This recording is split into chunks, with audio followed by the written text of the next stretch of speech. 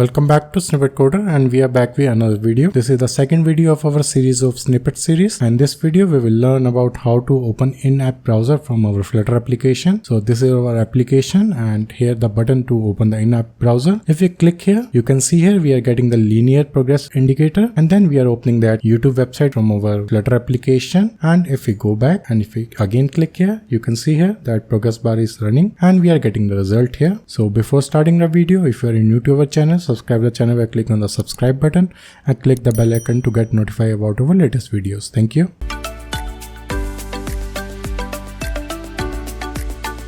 So this is the plugin which we are going to use in our application, that is Flutter_in-app web view. So with the help of this plugin, we can open any of the website inside our application, and it will use also headless web view and open the in-app browser window also. And we have to add just that package in our PubSpec, and rest of the things we will cover in the video. So now let's move to the code part. First of all, we will add the package here, and we will go here and we will paste here. So now we will go to our main.dart file, and from here we will remove all the unnecessary code, and we will remove this code also. And here we will create a new file, that is home_page.dart file, and we will make it as a stateful widget or stateless widget. That is fine, we can make it anything, and we will name it as a home page. And here we will import material.dart, and from here we will change it to scaffold widget. And from here we will add the app bar, and the title we are giving here in-app browser. And then we have the background color, and we can use any color here, and we are using here red accent.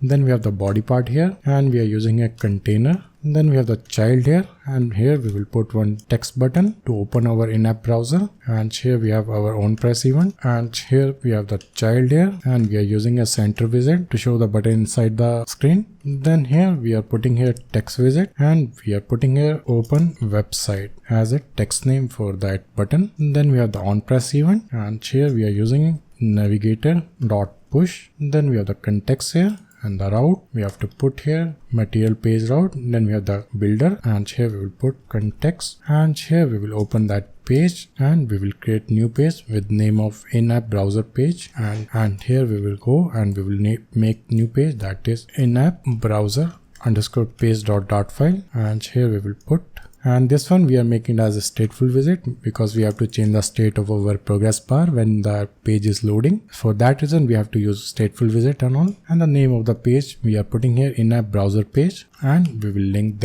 this page from here, and we will import here. So now here also we will change it to home page, and we will remove this code. And now let's run the application to see is it working or not.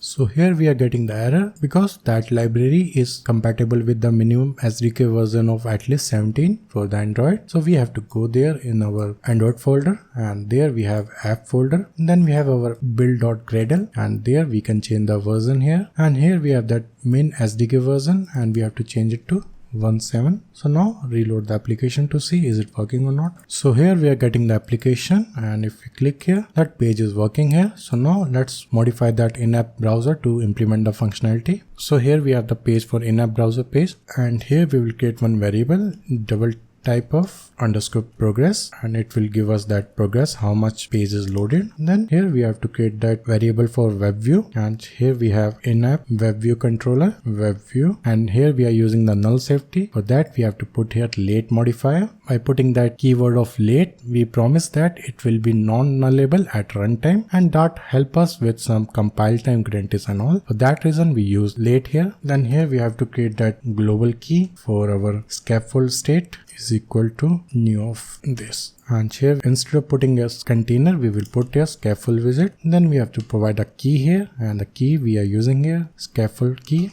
Then we have the app bar here, and we are putting here app bar, and the background color we are using here colors.transparent. Then we have the elevation, we are putting here 0. Then we have the center title, and we are putting the title inside center of the screen of that app bar. We are putting it true. Then we have the title here, and we are using a text widget for that. The text we are putting here YouTube because we are going to show here YouTube channel, that YouTube website we are going to open here. And then we have the style here, and we are using a text style, and a color, we are using a colors dot black color. After that we have the body part here. We are using a stack widget because inside the stack we have to show the linear progress bar also, and for that reason we have to use the stack widget because that linear progress bar will be displayed above our in-app browser in the fixed position. And here we have stack widget. Then we have the children's here, and the first children we are using a in-app web view. Then we have the initial URL request, and we are using a URL request, and we have to provide the URL here. For that we are using a URI.parse, and we have to pass that URL, and URL we are putting here https://www.youtube.com/snippetcoder, and it will open the channel of our snippet coder. Then we have on web view created event, and here we have in-app web view controller. Here we have the parameter of in-app web view controller, and here we will assign our web view with this value, and that we can use anytime later on. So right now we don't have any such use here. Then we have on progress change, and here we have two parameters. First one is a in-app web view controller. Then we have progress, how much progress it is done, and here we will do the set state, and we will assign the value of progress variable with this one, progress divided by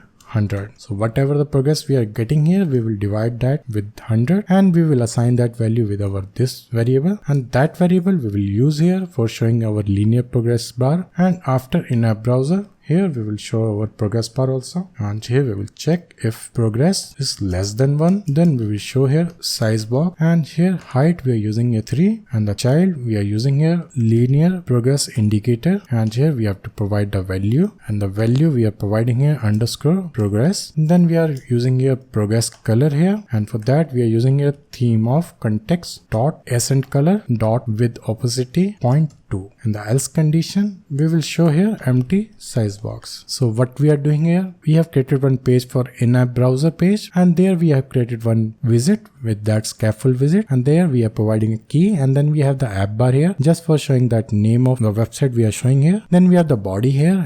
Inside the body we are using a stack widget. Inside the stack we are using a children's, and the first children we are using an in-app web browser, and that we are putting here URL request here. In that initial URL request we are passing a URL request variable, and there we have providing a URL, and that URL we are providing here our YouTube channel link. And on web view created, we are just assigning our web view controller with this controller, and then we have our method for on progress change, and there we have two parameters. First one is in-app web view controller, then we have the progress, and there we are assigning the value of our progress with our that variable which we have created progress, and then we are dividing that progress value by 100, and here we are checking if that progress is less than 1. Then we are just showing here linear progress indicator, and the value we are passing at that progress value, and the height we are using a 3 only, and the background we are using with the opacity and all. In the else condition we are just calling here size box. So now let's reload the application to see is it working or not. So here we have the application. If I click on the open website, you can see here that linear progress indication is working here, and it is loading the website here. So once that full website is loaded, then it will stop showing that linear progress indicator. So in this way we can just load any website inside of our Flutter application and all. So again, if we go back and again if we click here, so now you can see here that indication is coming here, and we are loading all the page of that website inside our Flutter application. So that's all in this video. I hope you like the video. Don't forget to subscribe to the channel, like, comment, share. I will come back soon with another awesome videos. Thank you all.